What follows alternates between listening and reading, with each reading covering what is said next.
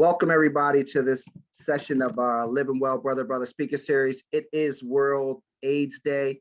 I have a pleasure. My name is Brother Malwan Johnson. I'm the International Social Action Director for Phi Beta Sigma Fraternity Incorporated. I am joined tonight with my Sigma Health Chair, Dr. Rayford, who, okay, he just let him in. Okay. I don't know where he went. I'm joined with Dr. Rayford. I have two distinguished guests that's going to be presenting for us, Dr. Alamalu and Blake, Brother Rowley or Rowley. Did I say that right? Yeah, Rowley. Rowley, all right. It should be a definitely informative discussion. It's meant to be a courageous conversation, as like I like to call them. If you have any pressing questions, please utilize the chat. We'll be answering questions throughout the session. But again, this is meant to be a courageous conversation, so don't hold back any questions. I'm sure they'll have the answers. If they can, we'll definitely make sure that we get them to you. I think this is a definitely important topic because it definitely hits home in the Black and Brown community more than we think. And so I found it very fitting on World AIDS Day that we bring this to our community peers. So again, please utilize the chat. If you have any questions, we'll be monitoring that. And without further ado, I will introduce my chair of the Sigma Health Committee, Dr. Rayford. Hey, good evening. I'm thankful to have another opportunity to bring some important programming. Thankful to our guest, Dr. Anamalu, Brother Blake Rowley, and we're going to get started with Brother Blake Rowley. He'll introduce himself and carry us forward through the program. Toward the end, there'll be time for questions through the chat box, and we will pose them to the panelists. And then I'll come back at the end to wrap things up. Brother Blake. Thank you, Dr. Rayford. Greetings and salubrious salutations to all who are here. It is World AIDS Day, and I'm excited to be able to share some content with you all. I'm also excited to be able to share this stage with Dr. Anamalu. We both share an extreme passion for the work, for HIV treatment, for HIV prevention. So we are hoping that we will be able to provide you with some knowledge and information that you may not know for yourself, as well as for people who you may know who are living with HIV or at risk for HIV. Before I start, I just want to let you know a little bit about myself, and I will kick it to Dr. Anamalu so she can tell you a bit about herself. My name is Blake Rowley. I am a member of Phi Beta Sigma Fraternity Incorporated. I came through the Delta Row chapter of the University of Michigan in 2007. I'm currently the Senior Community Liaison for Gilead Sciences, and I manage the Philadelphia, Delaware territory. And so I will kick it to Dr. Anamalu. She can tell you where she's from and what she does. All right. Hi, everyone. Thank you for having me. My name is Chinelo Anamalu. I'm an infectious disease specialist and also a HIV specialist. I'm based out of Memphis, Tennessee. I am an assistant professor with the College of Medicine, with the medical school here, UT, that's University of Tennessee Health Care Science. And I also work at Methodist University Hospital as a HIV specialist, as well as infectious disease specialist. And part of what I do is treat HIV patients from every stage, from the asymptomatic stage up until the end of life, depending on the course. So it's my passion. It's something I, took out time, spent years to specialize in and understand. And I'm more than happy to share my time with you guys. And any questions will be more than happy to answer myself and Blake. Thank you. So I am going to share my screen and pray that technology is on my side. If you can see my screen, just give me like a thumbs up reaction, or Dr. Anamalu, if you can see it, a thumbs up would be great. I can see it. Perfect. Thank you so much. Mm-hmm. Thank you all. So we're going to talk a bit about what Gilead calls healthy sexual, which is this concept that health and sex belong together. And the idea that you kind of take care of your prostate health or colon health or heart health is similar that you would take care of your sexual health. They go hand in hand. So this is something that many of us are probably familiar with, right? Honestly, we should have used a condom. but we got distracted. Many people, and I will for one say that I am people, have been in this situation before where you know you're supposed to do something and you don't do it because there are other factors or forces at play, right? Maybe you left it at home, maybe you found out it was expired, maybe you just chose not to use it for whatever reason or another. There are reasons why we don't use condoms, and that's okay, right? We want to encourage people to live their best sex lives in whatever iteration that looks like, but we also want to let people know that there are things that we want to be aware of. So just generally, some of us may be familiar with this, but STIs are passed both from skin to skin contact as well as fluids during oral, vaginal, or anal sex, right? So we get chlamydia through bodily fluids, gonorrhea through bodily fluids, Hep A, B, and C through bodily fluids. Herpes is a skin to skin transmission. HIV is bodily fluid. And when we say bodily fluid, there are a number of fluids that do transmit HIV. Pre-cum, cum, vaginal fluid, rectal fluid, blood, and breast milk. So if you are, potentially thinking about having a child and you have a partner who is going to possibly breastfeed, you do want to have some conversations around what that looks like, because breast milk does contain HIV if that person is living with HIV. HPV, genital warts, cervical cancer, anal cancer, etc., are skin to skin transmissions. And when we say skin to skin, we don't necessarily always mean that, and I will not really be crass, but I will use the language that I'm most comfortable using. We don't necessarily mean that two dicks rub together or a dick and vagina rub together. We do mean to some extent, like if you finger somebody and then touch yourself, you could contract HPV. It's that simple. If you put your fingers up someone's butt, or someone jerks you off and then touches themselves, you could contract HPV. It is really that simple. Syphilis is a skin-to-skin contact as well. Oftentimes, if someone is living with syphilis, they may have what are called chancre sores that develop on various parts of their genitalia. Those do transmit syphilis, and trichomoniasis, which kind of shows up in a lot of different ways, but resembles mostly chlamydia and gonorrhea. So we think about discharge, discomfort in the urethra. In women, this may show up as odors. Oftentimes for men, particularly for chlamydia, gonorrhea, and trichomoniasis, a lot of men sometimes are asymptomatic. This really means that regular testing is important. So if you have an active sex life or a mildly active sex life, if you were tested in 2019 and you've had sex with multiple people since 2019, your test results aren't really valid. And a lot of us, I remember being in college telling people, oh, I got tested, 9 months ago, a year ago, like I'm good. That, like, if you have an active sex life, you need to be tested, what we would say, pretty regularly, and regularly can be really 3 to 6 months. All of us have often been told that condoms are the way to go. They prevent HIV, they prevent STIs, but when we actually look at condom usage, and this is data from the CDC, when we think about their prevention of HIV, condoms are 91% effective at preventing HIV for anal sex and 80% effective at preventing HIV for vaginal sex. Why is this not 99% like we've been told? Some of you may be thinking, and this is really because, and the honest to God's truth, most men don't know how to put on a condom correctly. We've had a number of trainings. I'm sure that you've gone through health or health education in school, a number of things. There are a number of reasons why men don't put on condoms correctly. Some of it is because we try to be sexy and rip the condoms off with our teeth, or rip the package off with our teeth. And doing that, you sometimes inadvertently tear condoms. There is a little receptacle at the top of the condom. That receptacle is to catch your cum. And so some of us will push the condom all the way down to the base. And if you come after you've sort of plugged up that hole, just like with anything you plug up, it comes spurting out.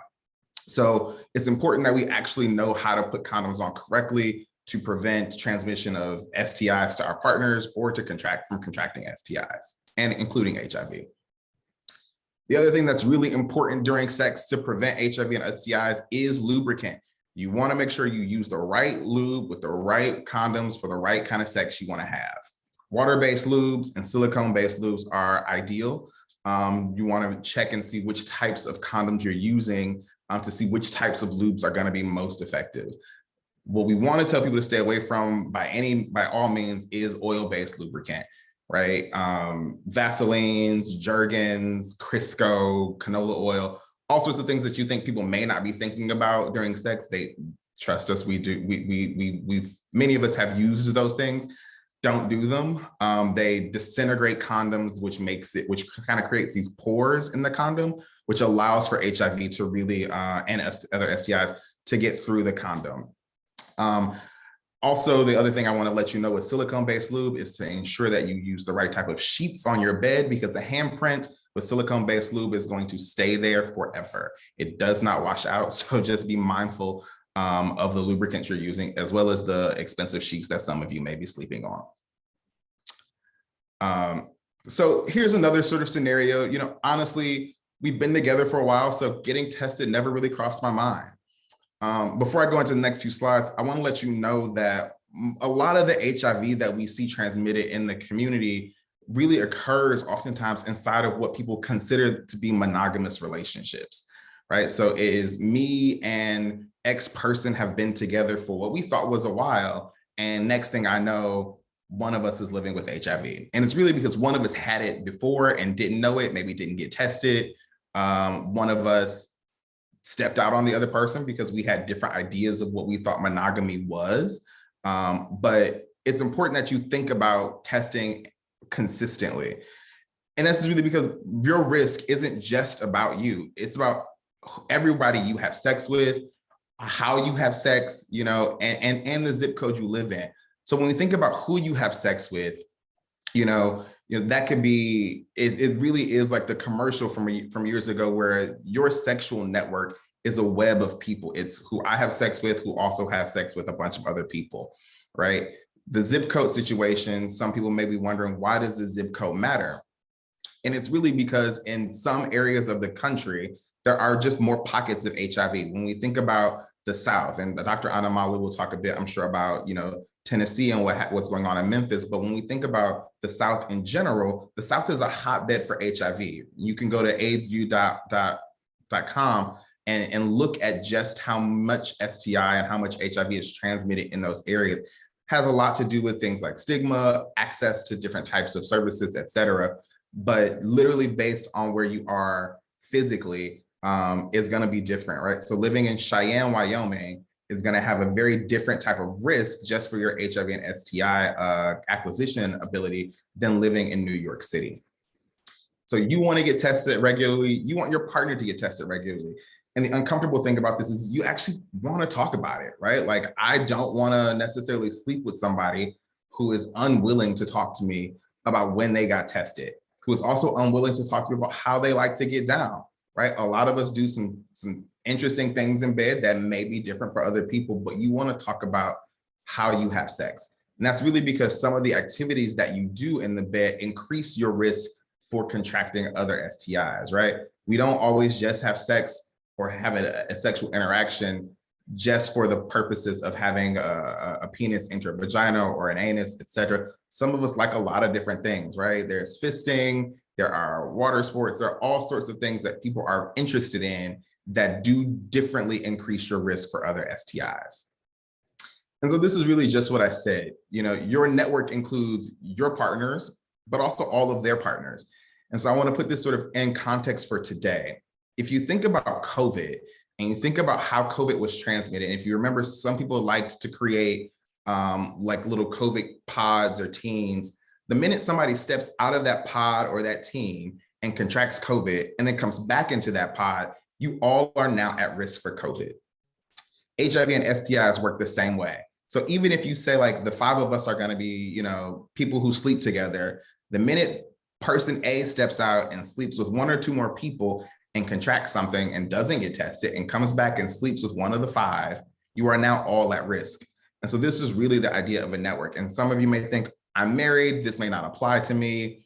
Again, I want to remind people that monogamous relationships don't always prevent you from contracting HIV or STIs, because everyone defines monogamy a little bit differently. One of the other concerns is, I know I should get tested, but honestly, I'm afraid to find out. I remember being at the University of Michigan when I was 18 years old, sitting in the University Health Center, being afraid to figure out, like, you know, if I should get tested, what the results are going to look like. It was a terrifying experience. And to be quite honest with you, 20 years later, 15 years later, I don't remember how old I am, but X number of years later, sitting in a waiting room to some extent is still a little bit nerve-wracking, right? Like, it's still like, I didn't use the condom when I knew I needed to. I slept with him and I probably shouldn't have, you know, whatever the case might be. It's still a little bit nerve-wracking to find out what your HIV or STI status may be. Thankfully, we're in a space now where you can get tested in a number of different ways. You can test in the clinic, you can test at the provider's office, you can get tested at home. I caution people from getting tested at home because not having somebody there to deliver results to you, if you are in an interesting mental space, can be a little bit difficult. And being tested at home is not necessarily the cheapest option. You can walk into CVS or Walgreens, Meijer, wherever you are to some extent, and grab HIV test kits off the shelves, or you may have to ask the pharmacist for them. They can range from 30 to 50 bucks, but you can get tested at home. They do give you the result right there if it is negative. If it is potentially positive, you will have to send it off. And everybody has a different way for you to receive those results. Some people want you to come in, you can get them over the phone, or you can get them online. We diagnose HIV and STIs in a number of different ways. And this has changed, honestly, in 20 years. I remember my first chlamydia and gonorrhea exam where a cotton swab was used. It was terrifying, and I never wanted to do that again. We no longer, thankfully, really use cotton swabs to examine chlamydia and gonorrhea, particularly for men. We try to use urine samples, but if you've ever had one, you know it's uncomfortable. You know that that is one of the worst things to happen in your life. Herpes is done usually through a finger prick or a blood draw. HIV is done through finger pricks and blood draws or oral fluid samples. So there are like tests where you can swab the insides of your cheeks to test for HIV. HPV is visual, so usually those will present themselves. One of the things that's important to know about HPV is that if you are sexually active, which most of us on this call probably have been or are, many people will contract HPV in their lifetime and not know it, right? It will sometimes clear on its own. It will sometimes flare up on its own. But it's important that you get checked out for HPV because it's actually more common than what we give it credit for. Syphilis, finger pricks, and blood draws. So you will have, to do these at that time. And trichomoniasis is, again, cotton swab. A lot of these can be bundled into your physical. Although I encourage you to get tested every 3 or 6 months, depending on the type of sexual lifestyle you have, a lot of these can be bundled into your physical, and oftentimes probably are, you just didn't know it. What's good though is if your test results come back positive, it's okay, right? We don't want to freak out about syphilis, gonorrhea, chlamydia.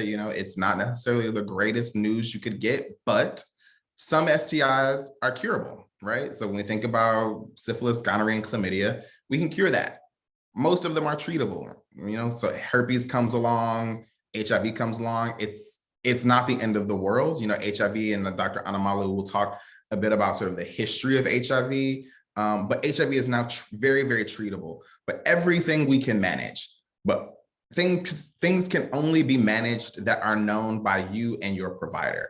And so a lot of us try to hide conversations from our provider, we try to hide conversations from ourselves and from our partners, but that doesn't do us any favors, right? Because if Dr. Anamalu is my doctor and she doesn't know the type of sex that I have, she can't help me in any way, right? She can't help me figure out what treatments are available, what services are available for me. She needs to know everything.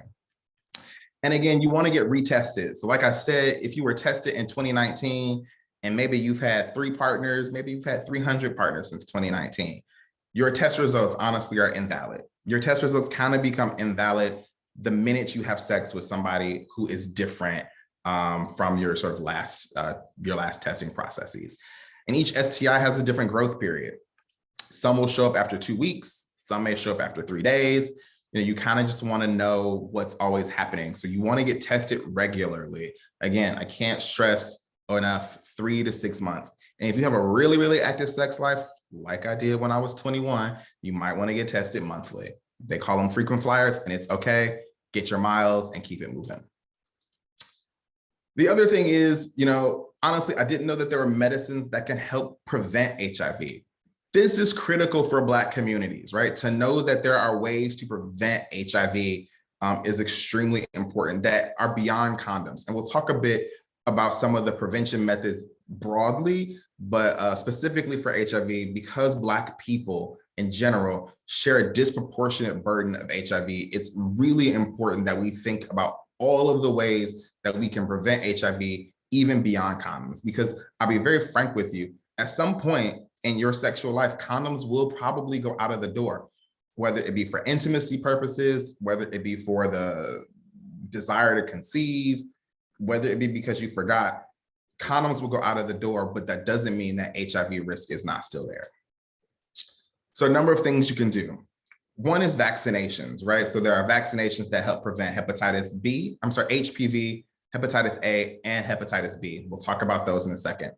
There are things called PrEP and PEP, which help prevent HIV. We'll talk about that. And then lastly, treatment as prevention, which is the gold standard, particularly for people who are living with HIV, which prevents the passage of HIV to other partners.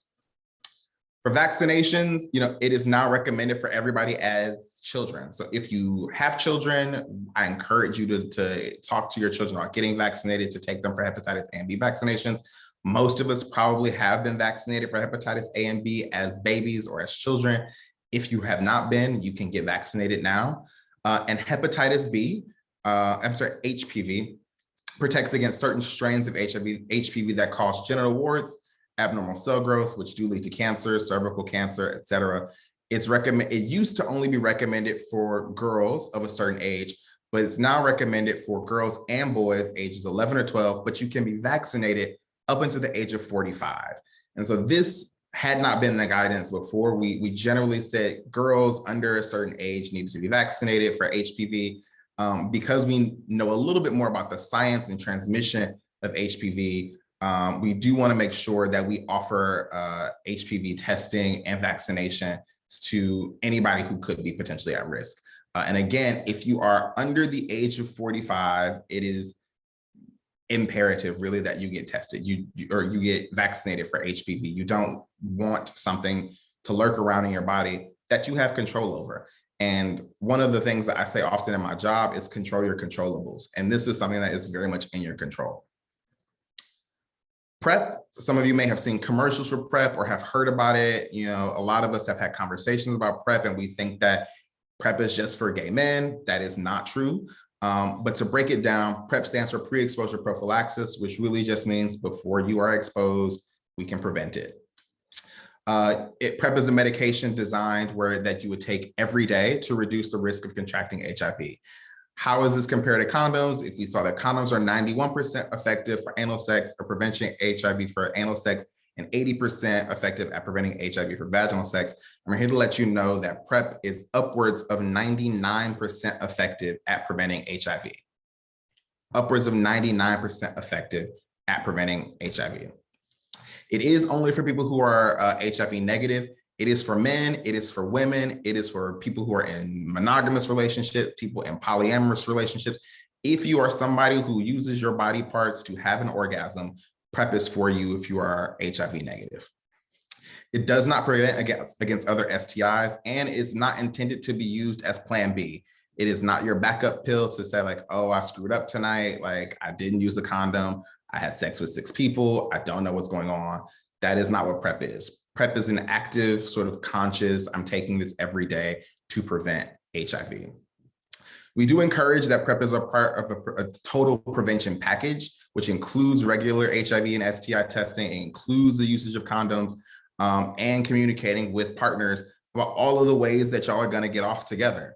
And so when used in combination with all of those things, PrEP does help protect you better. I think, again, to be very honest about what many of our sex lives may look like, everybody doesn't use condoms or lube regularly, right? Some of us may use spit and go at it.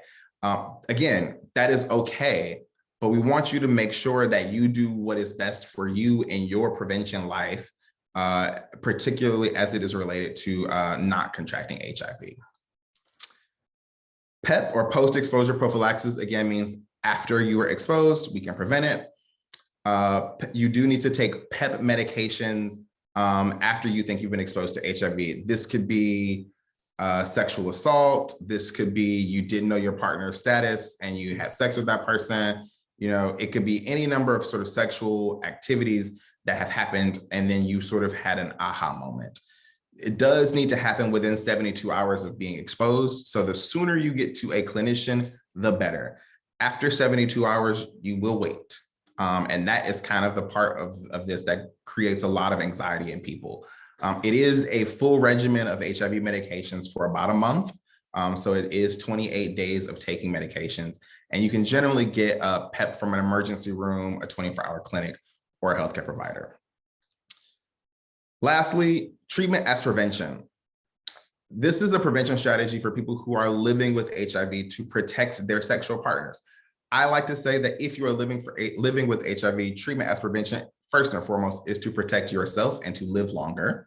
That is why we put people on treatment, is to make sure that they live their best lives. But the sort of secondary benefit of that is if you are taking treatment regularly as prescribed, you can reach what is called undetectable.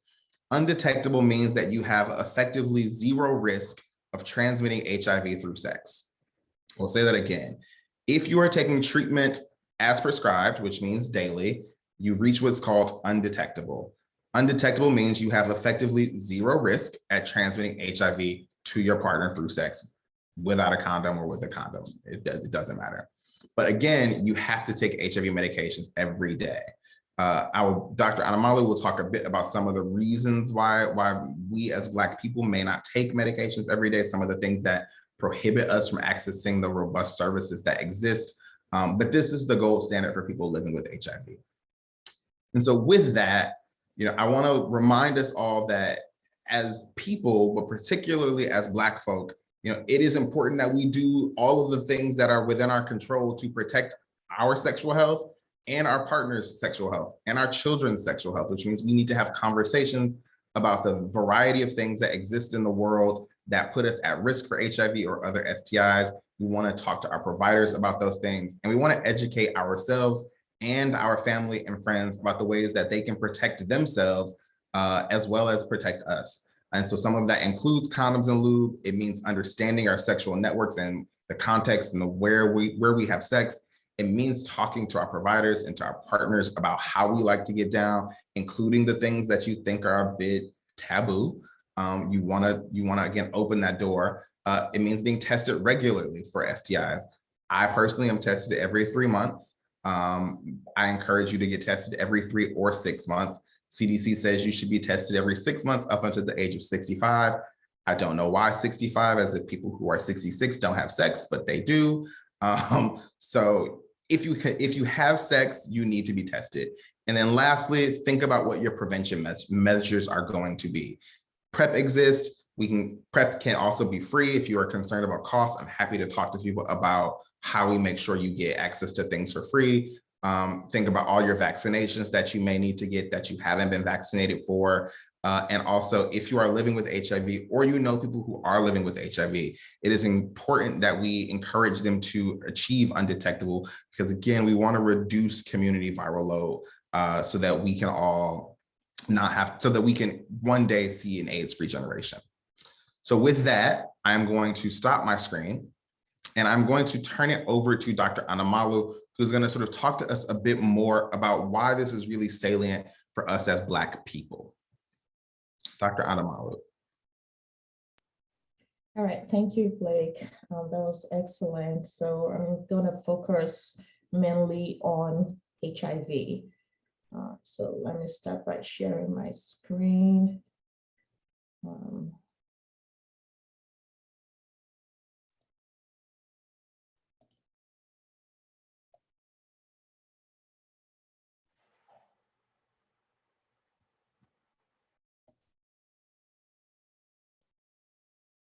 Let's see. Hold on a second. All right. Can everybody see my screen? Yes. Yes. Okay. All right. Hold on one second. All right. So today, December 1, has been noted as the World AIDS Day, and the theme for this year is ending the HIV epidemic, equitable access, and everyone's voice. So that's basically what I'm going to focus on today, and also kind of bring in the clinical perspective, what I myself as an ID doctor sees in the hospital, and especially amongst the African-American community. So the World AIDS Day was first observed in 1988, and since then, the whole idea is basically to educate the world, the public, on what HIV stands for, what it represents, where we are compared to where we were back in the 80s. So let me just quickly go through the natural progression of HIV real quick. With the HIV infection, basically there are about 3 stages. The first is called the acute HIV. That's where you have the primary infection. And so this is around from week 0 or day 0 all the way to about 6 weeks period or more. So this is the earliest stage of the HIV infection and occurs within the first 2 to 4 weeks after infection.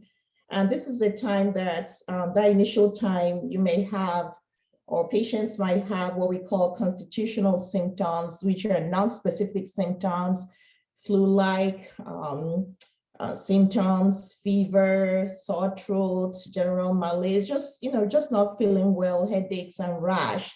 And at this time, a lot of people do not know what is happening. They might just think, maybe I had a flu-like symptoms or whatever. So most times people don't know. This stage will just last for, lasts for a few days and goes away, and that person is back to normal. And so they continue with, their normal life. So if you look here on the left side, you have the CD4 counts, which are the lymphocyte cells. These are the immune cells.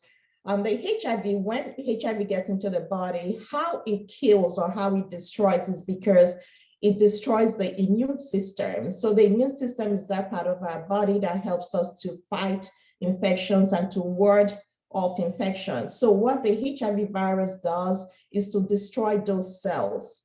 The ones in particular are called the CD4 cells. These are lymphocyte cells, and these are the cells that help us whenever we come in contact with viruses or bacteria. They initiate some kind of attack mechanisms.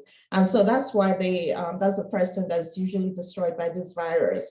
So when we go from the primary stage, you now go into the secondary stage, which is called the chronic phase or the latency period. You can see here in this slide around, let's say 6 weeks, going all the way to about 7, 8 years or 9 years in some people. So what happens in this stage is that most people do not have any symptoms at all. So if you're not tested for any reason, you do not know that you actually have something. So you just go about your normal life, and then the virus continues to grow. But if you look at this blue line that represents the CD4 cells, so what you're going to see is that the CD4 cells starts to decline.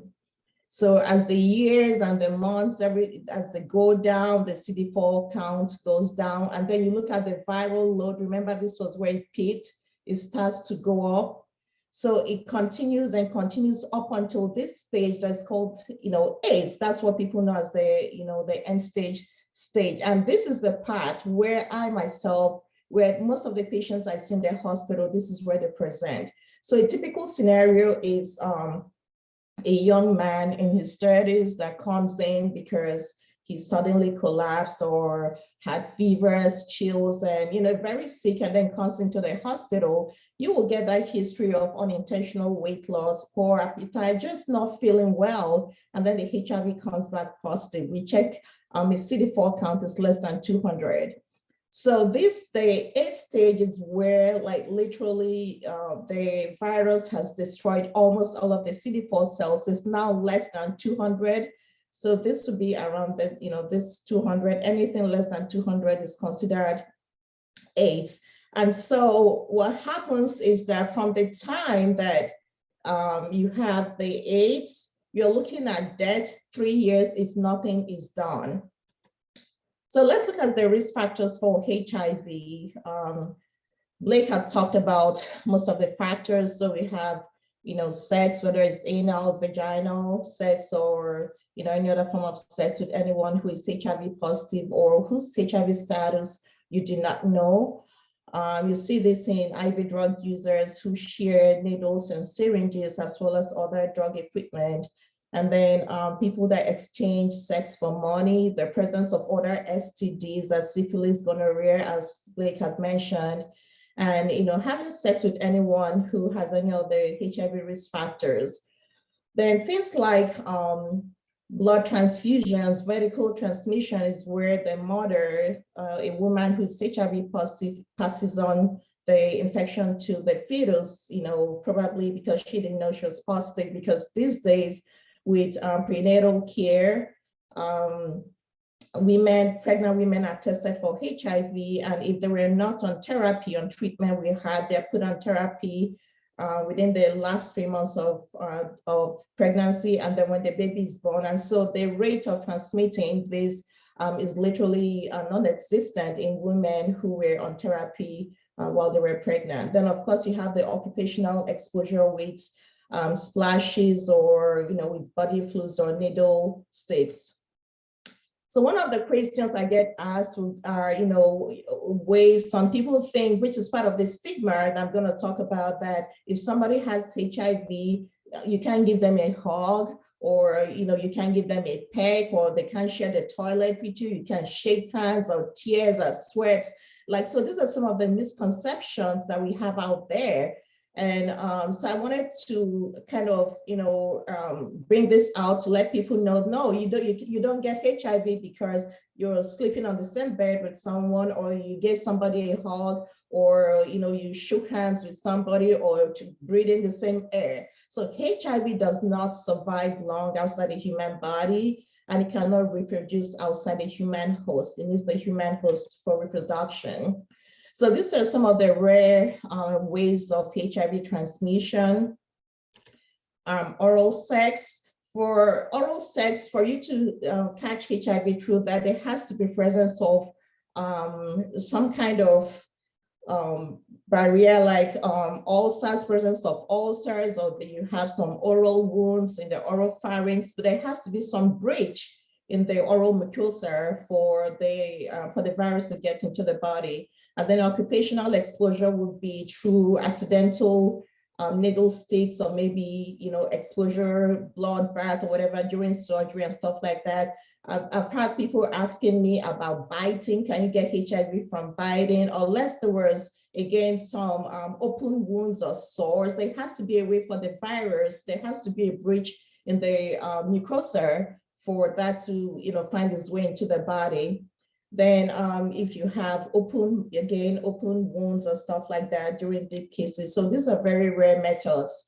So let's look at some of the data coming up from CDC here. So in 2019, because of COVID, the CDC is lagging behind in terms of updating the data. So the latest we have was from 2019. So there were more than 36,000 new HIV diagnoses in the United States. And so let's look at the new diagnosis here. African Americans was at 42% of all the diagnoses made, and Hispanic and Latino people at 29%, and then whites at 25%. So again, look at this, the African American population, more than 40% of all the newly diagnosed cases of HIV in the United States. And if you look on the right side, this was a graph representing the female population in the United States. You can see here that the African American woman is way ahead of other races in terms of new diagnosis of HIV. So let's look at the surveillance report from 2020, again from the CDC, the new diagnosis based on transmission. So the male-to-male sexual contact was more than, it's about 65%. And then you have the heterosexual contact at 23%, IV drug use at 7%, and other sexual methods. Let's look at the prenatal HIV transmission, that's from mother to child. Again, the African-American population, we are number one at 65%. And so the question is, what if you look at all these data? So what we're seeing here, so look at the infection for the prenatal African-American, we look at the male-to-male sexual contact African-American, we look at the new diagnosis is the African-Americans, and then we look at the females, heterosexual females is African-Americans. So we need to figure out what exactly we're doing wrong. And then the age of the highest diagnosis was at 25 to 34 years. So let's talk about testing, because this is the most important thing. So who should get tested? So just like Blake had mentioned, the CDC recommends that everyone between the ages of 13 and 64 should get tested for HIV at least once. People at higher risk should get tested more often. So if, for instance, you have a new sexual partner, you should get tested, especially if you don't know what their HIV status is. If you're bisexual or a man who has sex with men, you should get tested. The recommendation is anywhere between 3 to 6 months. So basically more often, depending on your sexual habits, as Blake had mentioned earlier. So if also you have a HIV positive partner, you don't typically use protection, talking about condoms, or we call it barrier methods. So whether it's condoms or lubrications or stuff like that, you should get tested more often. Then those that indulge in higher risk sexual behaviors, I don't know, but whatever they are, so just try and get tested more often. And then IV drug users, and of course, every pregnant woman who does not know her status needs to get tested. So there are different types of tests that are available. The nucleic acid test, that one can test anywhere between 10 to 33 days after post-exposure. It takes longer to become available. And then this is something we do, for instance, in the hospital, we use it mostly as a confirmatory test. Let me give you guys a quick scenario. I had a lady about 3 weeks ago who came in for just routine surgery, and the screening HIV came back positive, so they consulted infectious disease. So I had a personal, very private conversation with a lady who is married with kids, and she swore on her children's life that there's no way, something has to be wrong. There's no way she could test positive for HIV. So what I did was I checked a viral load, and it came back negative. So that was a false positive test, and I think I'm going to talk about that real quick in the next slide. So you have the antigen and the antibody test. That checks for the P24 protein, and the virus is available. It's positive in from 18 to 45 days after exposure, and takes about 30 minutes. So these are all these ones are like the point of care. If you go to your PCP's office, they can do a quick test, and it's ready in 30 minutes. By the time you're done with the doctor's visit, your test is ready. And then we have the antibody that just checks for the HIV antibodies. The self-test that you can do with the saliva and other body fluids are antibody tests. So let's talk about false positive or false negative tests. I wanted to bring this up because this is one of the questions that patients do ask me all the time. So what can cause a false positive test? I can't even imagine somebody having a false positive test, like you literally have a hemorrhagic stroke.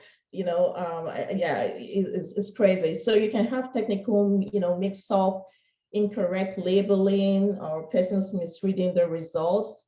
You can see that in prior participation in an HIV vaccine studies, but these are very rare. In patients that have co-infection with EBV, the viruses tend to what we call cross-react, and then pregnancy, hyperbilirubinemia, and some autoimmune diseases, as well as those that receive immune globulins for other purposes. And this is basically what we call cross reaction. So when you have this kind of situation, we always do a confirmatory test, a PCR test, to see if this was a false positive or it was a false negative test. Then false negative test would be if you test very early. So this from the point of contact, let's say exposure to that infection, there's a period called the window period, usually within the first 6 weeks, when if you test too early, the test is going to come back as negative because you don't have enough viruses at that time for the test to read it. So it's called the window period, and the test might be negative at that time. So let's look at ways to prevent HIV. Blake had talked so much about this. I'm not going to go more into it. The barrier methods using condoms and then lubricants and all that. PrEP, which he talked so much about. So I'm just going to leave that. And then post-exposure prophylaxis or the abstinence. One thing I wanted to mention about the PrEP is that it's also approved for use in adolescents without HIV who weigh at least 75 pounds and also are at risk for getting HIV. So it's not just about, using condoms. There's something like in clinics, I have patients, what we call the discordant couples, where you have one person is HIV positive, the other person is HIV negative. Either they are married or they're in a monogamous relationship. You don't expect every single day to use condoms. So PrEP is an option. So what we do in that situation, if it's okay with the partner, we put them on PrEP. Okay, so it's been though the partner is HIV positive, we're treating the HIV in this person, we put their partner on PrEP to make sure they don't catch the virus, as well as make sure that the one with the positive test is also undetectable by using HAT therapy. And so sometimes I've had this question about what's called the on-demand PrEP, which is the 2-1-1 regimen where people at risk of getting HIV, say, hey, you know what, I need to take something, and so we do this regimen, but it's not typically recommended, and it's not part of the CDC recommendations for PrEP use. But occasionally we've had to do those in clinical situations. So this I'm going to skip because Blake has already talked about it. So what are the greatest challenges in HIV? This is the major thing. So like I talked about as a clinician, when I get called to see our HIV patients, most of them, especially in the Black population, they come in AIDS. And so the question is, how did we get there? So that means you've been positive for many years. And so you talk about whoever the partner is, like, be it your boyfriend, your girlfriend, or your fiance, your husband, your wife, whatever situation it is. So now we're not just worrying about you, but we're also worrying about your sexual partner. So that getting tested, that's the greatest thing. And usually when I come into these situations, I try and take out the time and sit with the patient and say, hey, how did we get here? Is it that you didn't know you were positive? Did you ever get tested? And some of them will tell me that they knew they were positive, but, like, I wouldn't say wishing it away, but just don't do anything about it. And that's where the stigma and discrimination comes along. And this is what kills me as a HIV provider, because I see this even amongst the healthcare workers themselves. Hey, we have a patient HIV positive, everybody's freaking out. Are you kidding me? What are you freaking out about? And so this is the reason why a lot of people are so afraid to get tested, or even when they tested, when they test and they're positive, don't do anything about it because of the stigma and discrimination that's associated with that. I'll talk about that in a minute. Another thing is the HAT, which is the HIV therapy, the antiretroviral therapy non-compliance. That is also one of the second most annoying situation, we have to deal with. So we have people that just take your medication. I don't know how hard this can be. If you have high blood pressure, if you have diabetes, if you have hyperlipidemia, there's so many other chronic medical conditions that all you have to do is take your pill a day. So why are people not taking their pills? Why are you not taking your medication? Because part of what we do when you come into the hospital is that we call up your pharmacy, say, hey, when was the last time this patient refilled? You say, oh, it was 2 years ago. Oh, it was 6 months ago. It was 10 months ago. That means you've run out of your medicine and you've not refilled. So these are the problems. When I had the conversation with Blake, I said, I didn't know how to get this word.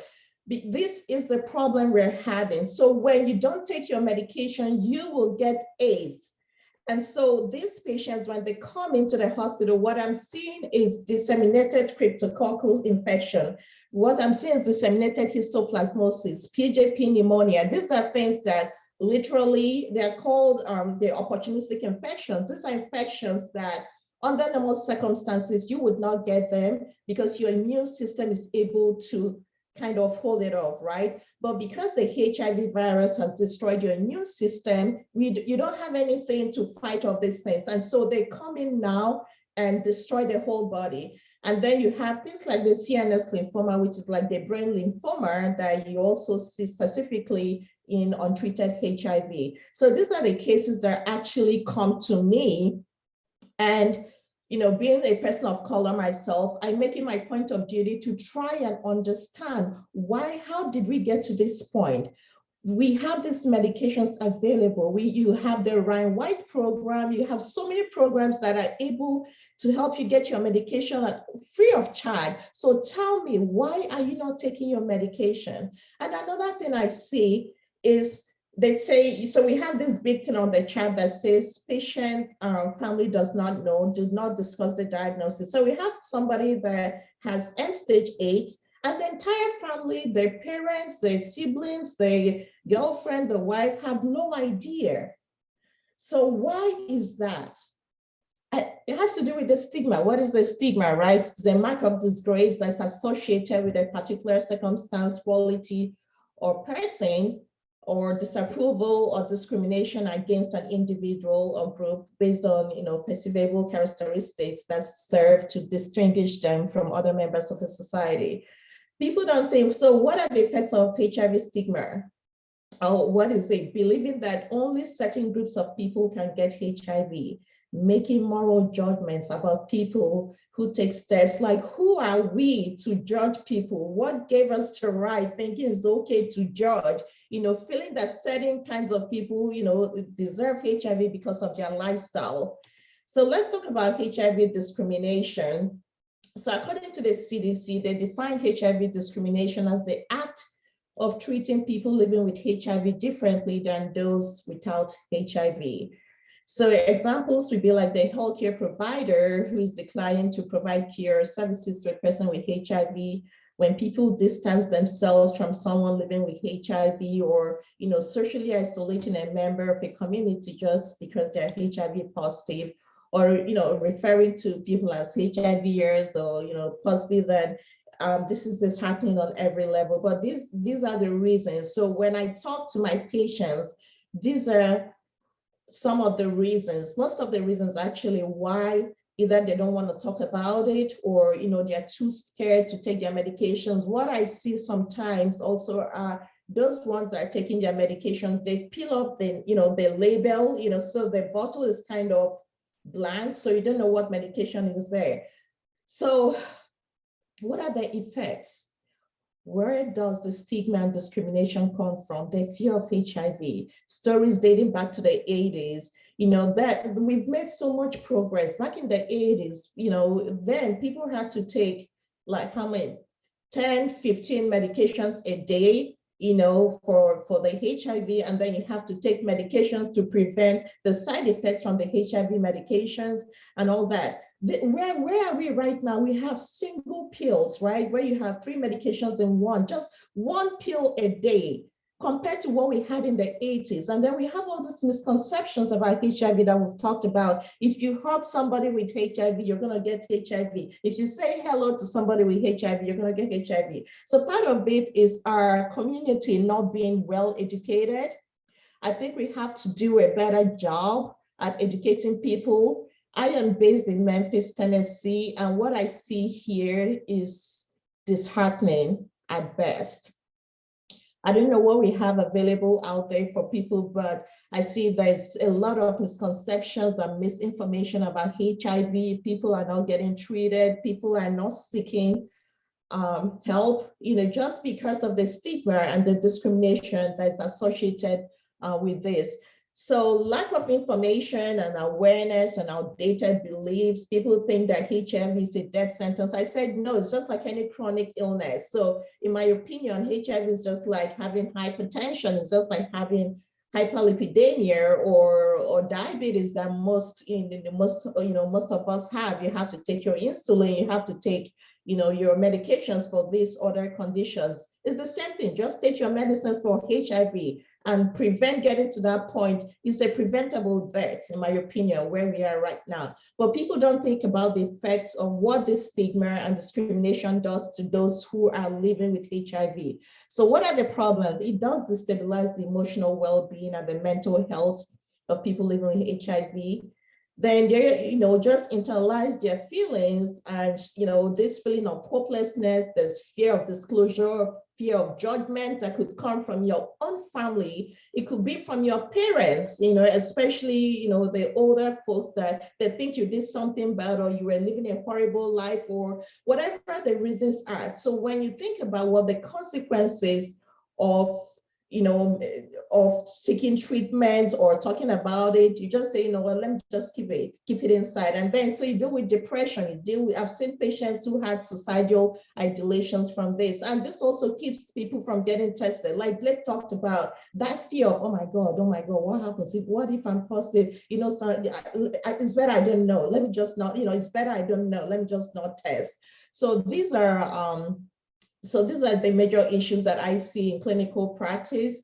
So what can we do? Let's talk about it just like we're doing today. We need to educate our communities. We need to educate our people. When you look at the studies, when you look at the data available, the Black community is doing terrible. We top the list in everything. When you talk about non-compliance, we are there. When you talk about new diagnosis, we are there. When you talk about mothers passing HIV to their children, we are there. So we can all help and end this HIV stigma through our words and our actions in our everyday lives and lead others with supportive behavior. So I'm hoping that being able to share some of these things will also help us educate people that are close to us and then be able to talk to other people. This is a topic that we need to continue. This is something that's killing our generation, and I'm glad that we're trying to do something about it. So thank you guys, and if anybody has any questions, I'm open. Thank you, Dr. Anamalu. I'm going to turn it over to Dr. Rayford to maybe take us into a Q&A, or Mawan, whoever wants to lead us in that. Sure, I'll take over, and I want to thank you both for, again, this courageous and very frank presentation. We've seen the incredible toll that it takes, and so we do need to have these courageous and frank conversations, like we're having today. And so I want to thank you, Blake, thank you, Dr. Anamalu. In terms of questions, there's been some questions or comments in the chat box. There's one question, so linking research done on COVID, and I suspect the question around the messenger RNA platform and the COVID vaccine research. The question was, what kind of benefits do you see that kind of research having on eventually being able to have an HIV vaccine? I will turn it to Dr. Anamalu first, if she wants to provide her So absolutely, because that's something that, when the COVID vaccine came out, everybody was like, okay, so since they could come out with a COVID vaccine this week, why is there not a vaccine for HIV? Unfortunately, the problem with HIV, which is a reason why it's treatable, but you can't eradicate it, is that they have what we call like a reservoir. They have a way of hiding, okay? So they can stay dormant. So you have the active, when like the vaccines, the medications, what they do is to attack the active viruses. But the HIV has what we call the reservoirs, that they go somewhere and they hide. And what we have available now, even the vaccines that they've been working on, things that kind of destroy the active virus. So what about those that are dormant, right? They're laying there, they're just covered. How do I put that? So let's say now that somebody, you're in the house and you have thieves that come in and they round up everybody. Two people manage to escape and they're hiding in the attic, right? They search the entire house and do whatever and leave. Then later on, when everything is cool, the two people in the attic are able to come down. So that's kind of where the problem is. So the challenge in HIV is being able to target those dormant cells that go and hide, which is the reason why, for instance, when you're taking the medicine, you can keep to undetectable levels because the medicine is able to kill off all the active viruses, but it cannot attack the dormant ones. So as long as you're taking your medicines, the dormant ones are fine. It doesn't bother you. Once you stop their medicines, they're like, hey, the owner of the house is gone. They start off again and then they start to multiply. So that's where the challenge in getting the HIV vaccine has been because of this dormancy.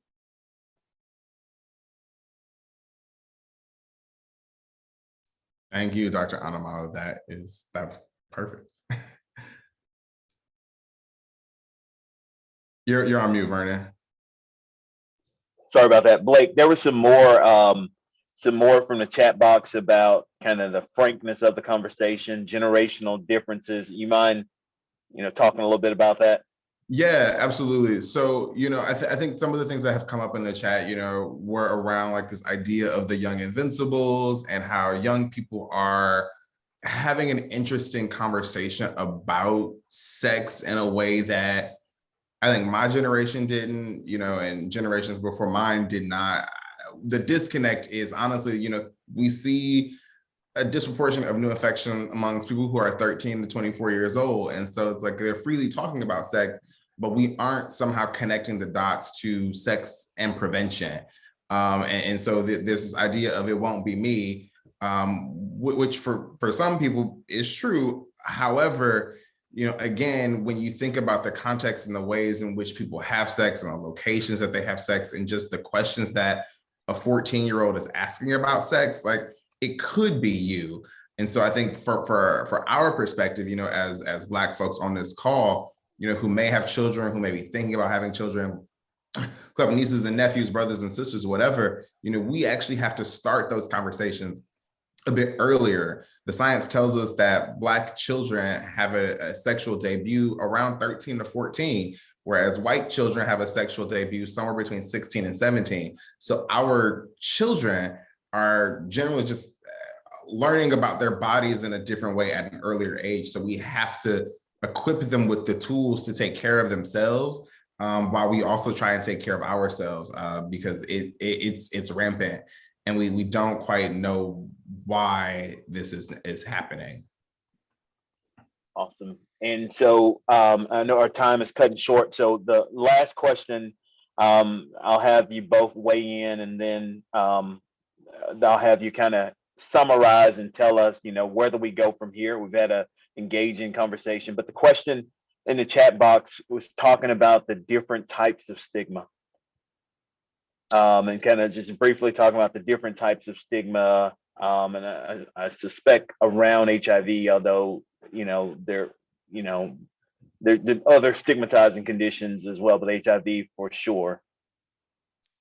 I don't mind starting with this. I think as someone who is a gay male, stigma for me shows up in a lot of different ways. The ways in which we meet partners, how we talk about people living with HIV. People are, if you're not living with HIV, people are, quote, clean, right? That is a term that for many of us, we've probably said before, but what that implies is that the person living with HIV is now dirty.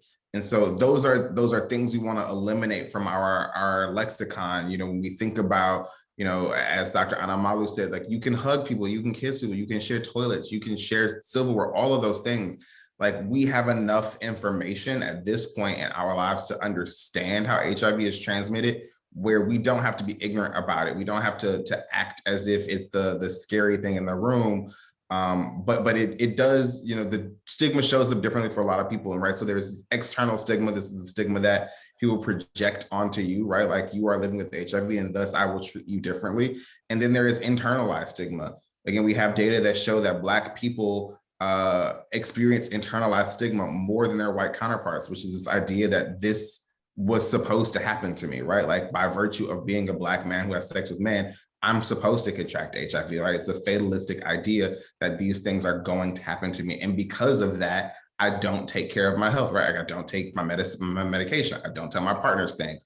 And so we have to figure out, how do we combat, the negative messages that society tells us about who we're supposed to be, and those messages that we tell ourselves about who we're supposed to be, right? We're at a space now where you can take a pill once a day, you can take an injection once a month, and not contract HIV, and not have to think really about your HIV. So we have to, again, also, even on this call, as heterosexuals, homosexuals, whatever your proclivities are, think about the ways in which you perpetuate stigma, because we all do it to some extent. And how do we eliminate those things that we maybe inadvertently do that put other people at a disadvantage?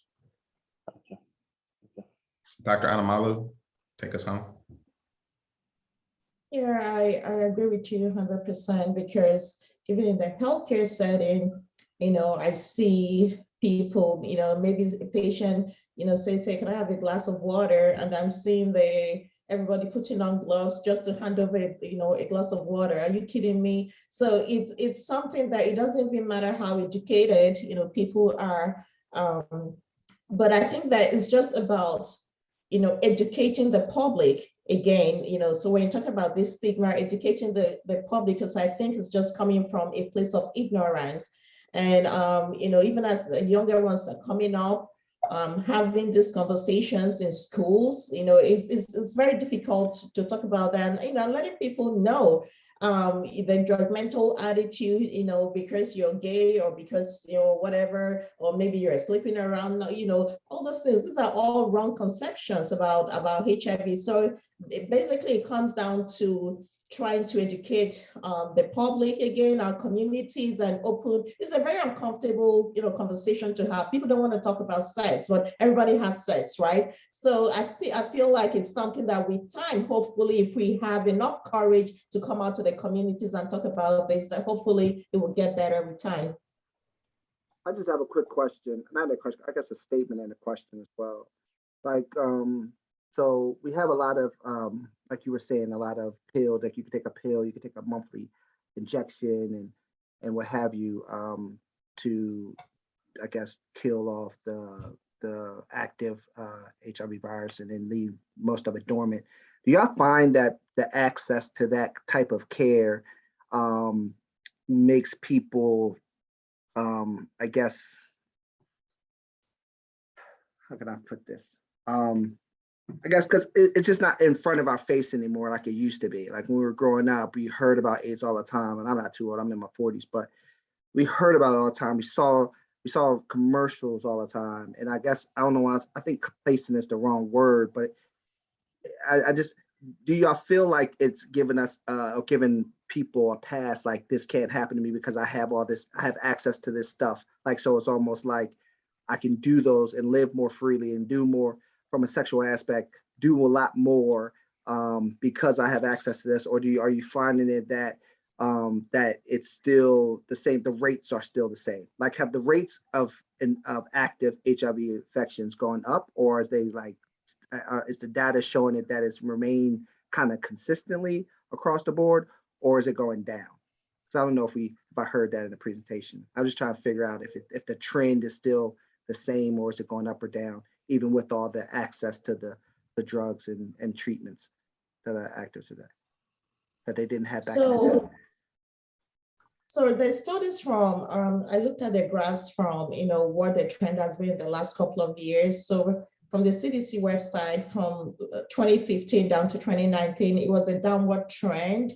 But the shocking thing is that even as there's that downward trend, those that are still diagnosed, the new cases are still amongst the Black folks. So the medications we've talked about, the PrEP, the PEP, and the injections, the question is, how available are these to the Black communities? Again, I live in the South, And I don't know how many, because you have to go to a healthcare provider to get those, it's not something you go pick up from the pharmacy. So how available are those things in our communities? Because if you look at all those graphs, we are the ones that Black folks are the ones that consistently. So even though there's a decrease in the rates of new infections, but those new infections are basically concentrated around the Black folks. And I know that it's not easy because, for instance, as an ID doctor, you can't just come to an ID physician. You have to go to somebody, to a different doctor that will have to refer you, or you have to go to your primary care doctor. So they are not readily available. So yes, are they there? We advertise them. There's PrEP, but how do people in our communities get the PrEP? That is the question. It's not readily available. And so I know Dr. Rayford is probably trying to close this really quickly. If I can say something. No, keep going. Keep going. To Melwan. One is we kind of have to understand the history of HIV and sort of the marketing around how this has transpired. If you think about it from the beginning of it, I was a child, but like HIV at its face, we thought was a white gay man's disease. And so Black people created narratives around HIV, around why it wasn't their disease, around liver cancer and all sorts of reasons as to why we were dying. So we never actually latched into HIV as the face of it, even though, during the 80s, early 90s, we're dealing with the war on drugs, we're dealing with HIV epidemic, blah, blah, blah, all of these things that are really affecting Black people, but we aren't quite talking about it. On top of dealing with a legacy of medical mistrust, right? We have Tuskegee, we have Henrietta Lacks, we have Sims Gynecology. We've got a number of reasons as to why Black people have distanced themselves extremely from the care system, unless they were actively dying. And so Black people have a legacy of not seeking care when it is necessary for them to seek care, because the medical system in a lot of ways has, excuse my language, fucked us over. And so why would I do those things? Like, why would I take PrEP when I have examples of medical systems telling me to take something that doesn't actually benefit me? So we have to, again, think about the fact that HIV for us is an interesting dynamic. We've always been the population most disproportionately affected by HIV. However, white people co-opted it and were able to run with it and get medications, get access, get advancement, and all of those things, throwing blood on the steps of the Capitol, making quilts, etc. While it was probably intended to benefit the entire community, really benefits white people who have a lot of privilege and access. And so when Dr. Anamalu says, are these things available in our communities? Sure, they're available in, Back Bay, Boston, because that's a white community. But is it available in Inglewood, California? Maybe not. Right? Because that's a community that's a bit more left behind in terms of like HIV. So we just have to figure out, like, how do we reconcile our history of not thinking about HIV with the reality that, most people who are contracting HIV in 2022 or 2021 are Black and brown folk, right? And we've seen a reduction in new infections over the past 4 years. We used to sit at 60,000 new infections. We're at about 40,000. Even in that 40,000 new infections, most of those people look like us on this call. Right. And so it's, how do we figure out, white people have made advancements. They take PrEP, they take their medication. We see that in the data. Black people don't. And so we have to figure out, how do we as a community support our brothers and sisters? And then really quickly, Deanne sort of private messaged me, which I think maybe was meant for the group. Is medication free? The answer to that question is it can be. Right? Like, I work at Gilead Sciences. We work as hard as we can to ensure that we can get medication to people for as little as free, right? We have a number of programs available for people to get free meds. We don't think that should be a barrier. If you are uninsured, functionally underinsured, if you have commercial insurance, we will work with you to ensure that medication is something that you can get the same day you were diagnosed, or if you've been living with HIV for 6 or 7 years, we can still get you treatment. So it should be free. It should be as free as possible. Yeah, and I guess that was kind of where I was leading to in my next thought was, to your point, Dr. Alamali, just kind of like, how do we get that access? Like, what does it take for us to kind of drive that narrative, right? Me in my area of social action, always trying to bring awareness to different things. And then, so we have this great conversation on World AIDS Day. And then I felt left kind of incomplete, because now we're talking about, well, now how do we get access to these medicines to the underserved, the underprivileged, the under, those kind of communities, right, where they probably don't even know that these things exist, right, because they're not getting the type of information that maybe their white counterparts are, right? So I guess could you just delve on that? Like, what do you think could we do, I guess, to, I know education's one, but just, like sort of what you're saying, how can we like bridge that gap to get that information out there? I know we do forums like this, but to be quite honest with, those people aren't on these kind of social media platforms, right? They're not going to see this kind of webinar or whatever, and they're not seeing those commercials, because I don't see those commercials. So like, what other steps can we take to kind of get, like that kind of information to them, that even knows, like, to your point, you have a clinic that can help assist them in getting those drugs and those preps. Like, what other organizations, are there like groups that are doing that? Like, what are y'all seeing, like, that's driving that maybe we can, or anybody on this call can kind of help, move and take this conversation and move in that kind of direction? Yes, so that's an excellent question. So for instance, the patients we see in the hospital, before they leave, what we do is that we consult social workers and case managers. For those that are uninsured, there's a program, a nationwide program. It's called the Ryan White program, where we try to get our patients enrolled. And it is, it's a long process. And so we try to get them enrolled in that in that program, and usually it costs very little for the patients to get their medications. Another thing we do, for instance, I work out of Methodist University Hospital. A lot of our patients are insured, but we receive patients from the tri-state area. So we receive patients from the Arkansas, Mississippi, and other Tennessee areas. We refer them to, we have what we call the ASC clinic, which is the Adult Special Care Clinic in Regional 1 Health. That's basically the Regional 1 Health in Memphis is like the county hospital. And so once they get there, you're able to plug them in places where they can work with you, whether if you're uninsured, to get those medications. And now I know that there's several outlets, clinics around the city where HIV patients can go, HIV positive patients can go, and then they try to link them. So some of this, for instance, with Gilead, Biktarvy, and some of these medications, sometimes we as patients, we're able to hand out what do you call those things, like discount things, to patients. So there are centers available where we can channel those, patients to go and get their medications. But I personally don't feel there's enough of that of the community, because, even to get to the right white, it's a long process. It takes weeks, but then once you're able to get into that process, you're able to get your medications. The medications are actually delivered to your doorstep. Like, you do not need to go to the pharmacy, to get those. So, but for me, why it hurts is because those ones that get to the hospital are those that are already at the stage of AIDS, right? So that even with treatment, we're going to lose at least half of them. So it's how to get people, if you're able to get tested and you're positive, where to go. The first place would be some of these free clinics available. There are things in the Memphis area. You have the Church Health, system that is able to help HIV patients, regardless whether you have insurance or not. Basically, we send the uninsured patients to them, and they're able to plug them up. So first step is getting tested, to get our people to get tested. Like I said, most of them don't. The ones who see in the hospital are already those in the stage of end stage already.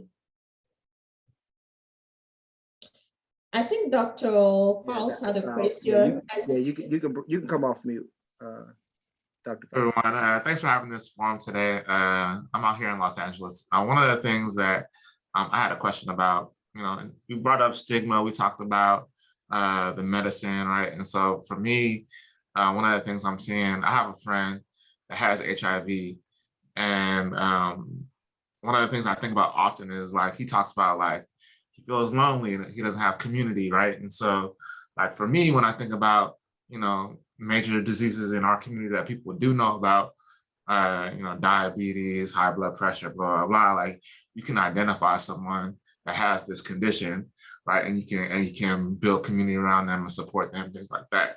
But I think that that's not something I see often within the HIV/AIDS community, or I'm just not aware of the community. So if I want to be an ally to the community, if I want to be a helping hand or support or all those type of things, can you all name some communities that are doing good work that we can continue to be, helpful?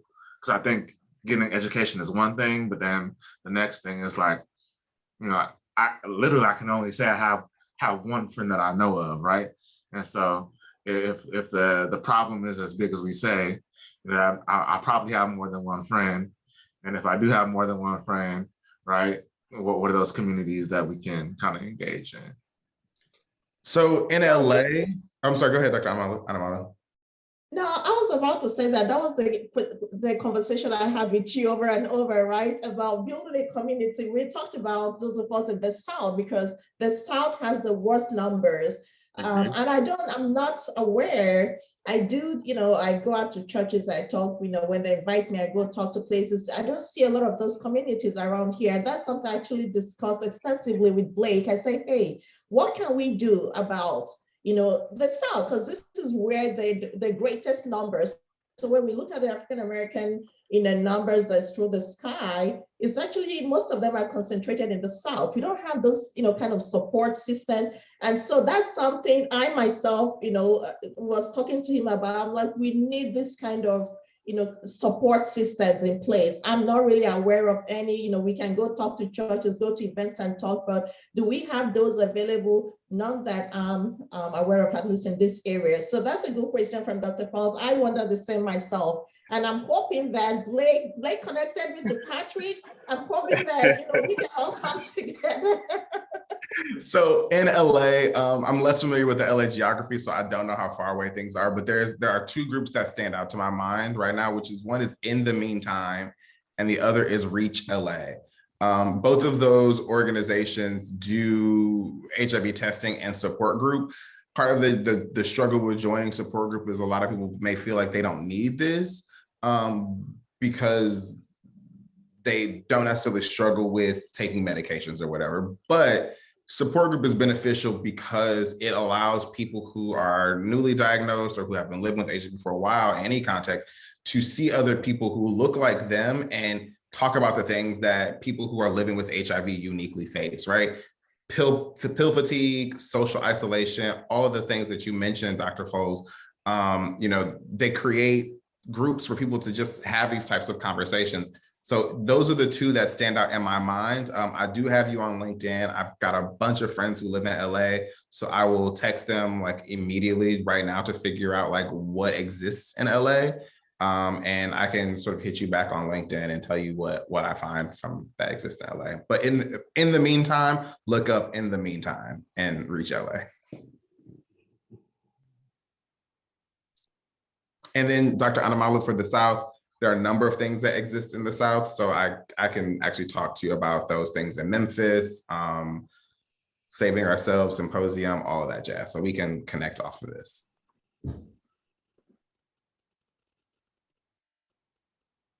Dr. Rayford. Awesome. So, hey, this was a great conversation. As you know, it was great, timely, and I'll yield the floor back to y'all after thanking y'all for your time. This is definitely the beginning of the conversations. And so, as y'all, finish, what are your recommendations for the next step? So, organization like Phi Beta Sigma serving the community, what are the recommendations for us, to make sure that, we're championing a cause the other 364 days of the year outside of December the 1st, championing the causes kind of in our own communities. I mean, as a member of the frat, I think one of the first things I say is when you see something, say something. A lot of times we get in these groups and we see people talk about HIV or people who are at risk for HIV, who may be trans or who may be gay or whatever. and we badger them about the choices that the ways in which they live, you know, and I think it's incumbent upon us. You don't want nobody to say nothing crazy to your son or to your daughter or to your niece, your nephew, your aunt, your uncle. Like, you don't want anybody to say anything to your brother. And so first we have to take care of our house, right? Like, this is our home as brothers. And so we need to take care of that. The other thing beyond that is, like, our sisters are our community, our trans brothers and sisters are our community. Like, these are the people who we live, grow, work, and play with. And so we have to take care of them as well, irrespective of if we agree with the things that they do, right? Like, I may not agree with somebody who smokes, but if you have lung cancer, like, I'm gonna try and figure out what the things are that I can do to help you.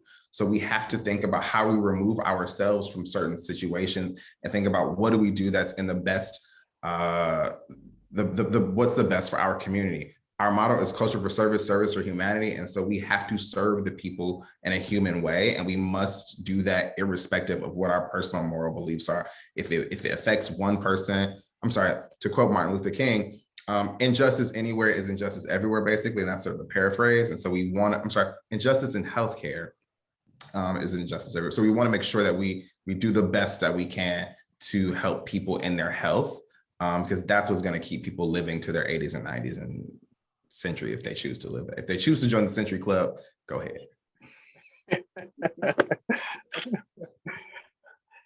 And Dr. Anamalu, you can close us out.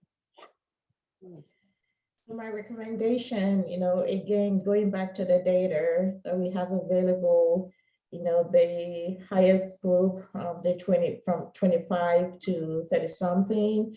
I feel like, we need to get this message, out to the younger folks, freshmen in college, people who are going to be becoming sexually active, to know what is in place for them. So also, basically to target the younger generations. I have a son who's a freshman in college, and every time I want to talk to him and his friends about sex, he's like, "No, Mom, I'm not doing this," and he will escape. I said, "Dude, come back here." And so when he was going back to school, I'm like, "Okay, let's go to Costco. We need to buy some condoms." And like, it was the most uncomfortable conversation, and this is for my own son. You know what I mean? So I feel like we need to be able to, take it to the younger folks, people who are still in colleges and stuff like that, and begin to, share the knowledge, educate them at that level, while they come out to the community. Awesome. So great conversation. Look forward to more in the future. Malwan, I'll yield the floor to you. I appreciate that, Brother Rayford, Dr. Rayford, and thank you, Blake or Brother Raleigh and Dr. Anamalu, and everybody who's joined this call again, or this webinar tonight. You could have been anywhere, but you chose to spend a little time with us learning about HIV and AIDS on World AIDS Day.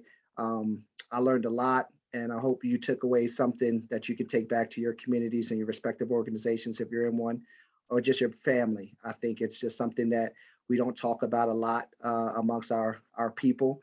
And so this is the reason why we do these Living Well Brother speaker series. Again, I bid you all a good night. I thank you again, panelists, for amazing topics and conversations and presentations. And for everybody who joined, I appreciate it. And stay tuned, like Dr. Rayford said, for our next session, Living Well Brother speaker series. Thank you all. Have a good night.